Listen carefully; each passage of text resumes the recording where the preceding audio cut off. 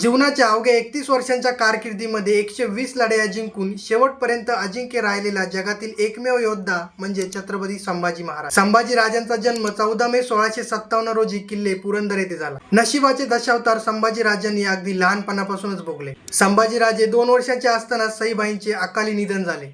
त्यानंतर राजमाता जिजाऊंनी त्यांचा सांभाळ केला. लहान असल्यापासूनच संभाजी महाराजांनी राजकारणातील डावपेच आणि गनिमी कावा शिकून घेतले. अवघे 9 वर्षांचे असताना शिवाजी महाराजांसोबत औरंगजेबाच्या भेटीसाठी आग्रा येथे गेले. मनात कुठलीही भीती न बाळगता औरंगजेबाच्या प्रश्नांना दिलेली उत्तरे पाहून तो सुद्धा अचंबित झाला होता. वयाच्या 14व्या वर्षी बुधभूषण हा ग्रंथ संस्कृत मधून लिहिला. सरनौबत हंबीरराव मोहिते यांनी अचानक बुऱ्हाणपूरवर हल्ला करून जड जवाहीर, सोने, नाणे, रत्ने आणि मौल्यवान सामान लुटले. बाकीची लूट वाहून नेणे शक्य नसल्यामुळे मराठा सैनिक तेथेच टाकून निघून गेले.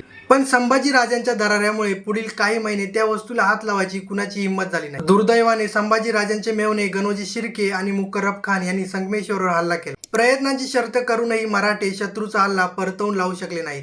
परिणामी संभाजी महाराजांना जिवंत पकडण्यात मोगलांना यश आले. औरंगजेबाचे अनन्वित अत्याचार असह्य होऊन सुमारे 40 दिवसांनी म्हणजे 11 मार्च 1689 रोजी संभाजी महाराजांची प्राणज्योत मावळली. असह्य यातना सहन करूनही संभाजी महाराजांनी स्वराज्यनिष्ठा आणि धर्मनिष्ठा सोडली नाही. अशा या राजाला माझा मानाचा मुजरा.